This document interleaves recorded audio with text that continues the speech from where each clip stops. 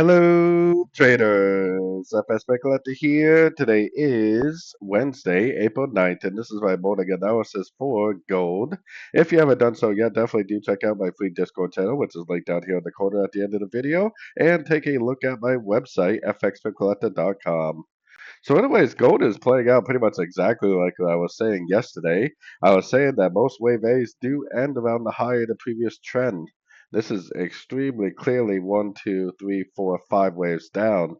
Most wave A's end around the wave four of the previous down move, which is exactly where we are at now. Now, gold really does like to make wave A's. Like over here, this is a wave A, and that is definitely three waves.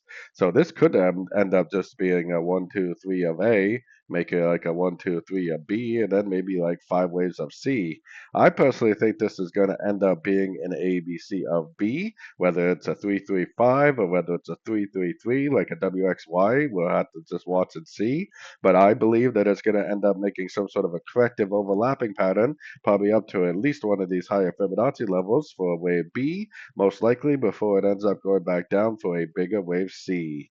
So I would be keeping an eye out for more logs, especially if you can identify the end of a wave B. That would be a really good log for the wave C. Then if you can get in at the end of the wave C of B, that would make for a really good short for the bigger wave C, which I still think is all just a correction to the higher time frame uptrend. So anyways, don't forget to like and subscribe. And as always, thank you for watching and happy trading.